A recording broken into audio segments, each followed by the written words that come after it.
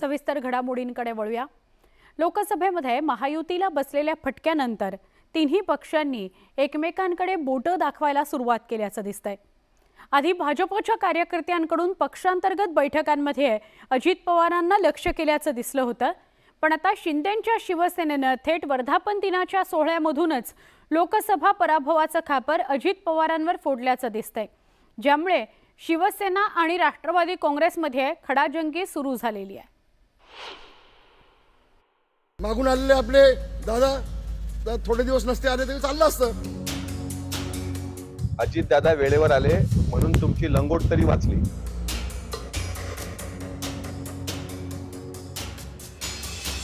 अजित पवार महायुतीला नकोसे झालेत का असा प्रश्न पुन्हा एकदा उपस्थित करायला लावणारी ही विधानं। लोकसभेतील पराभवानंतर सातत्यानं अशी विधानं अजित पवारांना लक्ष्य करतायत। आधी राष्ट्रीय स्वयंसेवक संघाचं मुखपत्र असलेल्या ऑर्गनायझर मधून अजित पवारांना महायुतीत घ्यायला नको होतं म्हणत कानपिचक्या देण्यात आल्या। त्यानंतर भाजपच्या अंतर्गत बैठकीत भाजप आमदारांनी अजित पवारांमुळे फटका बसल्याच्या तक्रारी केल्याची माहिती आली आणि त्यानंतर आता शिवसेनेचे ज्येष्ठ नेते रामदास कदमांनीही अजित पवारांमुळेच पराभव झाल्याचं सांगण्याचा प्रयत्न केला। रामदास कदमांनी पक्षाच्या अंतर्गत बैठकीत वगैरे नव्हे तर थेट वर्धापन दिनाच्या मेळाव्यातूनच अजित पवारांवर हल्लाबोल केला। या 2-2.5 वर्षांमध्ये आपण जे निर्णय घेतलेत, क्रांतिकारी निर्णय घेतलेत। महाराष्ट्राच्या इतिहासामध्ये आतापर्यंत कुठल्याही मुख्यमंत्र्यांनी असे निर्णय घेतले नाहीत। असे निर्णय तुम्ही घेतलेत, तुम्ही तिघांनी घेतलेत।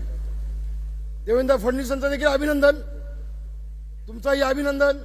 मागून आलेले आपले दादा थोडे दिवस नसते आले तरी चाललं असतं। आता शिवसेनेचे कदम अजित पवारांविरोधात उठत असताना अजित पवारांचे पाठीराखे तरी कसे शांत राहतील? रामदास कदमांच्या अजित पवारांवरील टीकेनंतर अमोल मिटकरीही थेट लंगोटवर आल्याचं दिसलं। या टीकेनंतर पुन्हा एकदा शिवसेनेनं राष्ट्रवादी काँग्रेसला इशारा दिलाय। एकतर महायुतीमध्ये कोणी कोणावर बोलू नये असं ठरलं असेल तर मग कोणीच बोललं नाही पाहिजे। शिवसेनेच्या मेळाव्यात शिंदे साहेबांच्या भाषणापूर्वी रामदास कदम साहेबांनी जे भाष्य केलं त्यांना एकच सांगतो, अजित दादा वेळेवर आले म्हणून तुमची लंगोट तरी वाचली।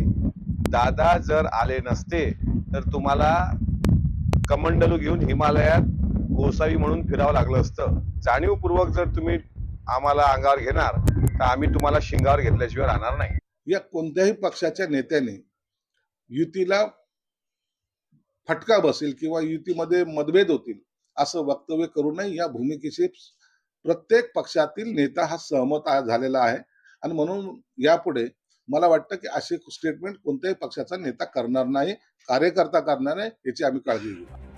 आधी भाजप आणि आता शिवसेनेनंही उघडपणे लोकसभा पराभवाकरता अजित पवारांना आरोपीच्या पिंजऱ्यात उभं केलंय। महायुतीतील अंतर्गत कलहावर महाविकास आघाडीनंही टीकेचे बाण चालवले। विदर्भात कोणामुळे झालं? अजितदादांचा प्रभाव होता काय? आपल्याला स्वतःचं पाप लपवायसाठी, स्वतःचं अपयश लपवायसाठी कोणाला तरी टार्गेट केलं जातं। आता साप कोण आहे? अजित पवार आहेत, कारण ज्यांच्याकडे एकच खासदार आहे म्हणून त्यांना कदाचित टार्गेट केलं जात असेल, पण राज्यातील तिघेही तेवढेच भागीदार आहेत हे राज्य उद्ध्वस्त करण्यासाठी। विजयामुळे अनेक चुका दुर्लक्षित होत आहेत आणि पराजयामुळे छोट्या छोट्या चुकाही ठळकपणे दिसतात असं म्हटलं जातं। हेच सांगणारे चित्र सध्या महाराष्ट्राच्या राजकारणात दिसतंय। लोकसभेतील बंपर विजयानं महाविकास आघाडीत श्रेयाचं राजकारण रंगतंय, त्याचवेळी मोठ्या पराभवामुळे महायुतीत एकमेकांना दोष देण्याचं काम सुरू झालंय।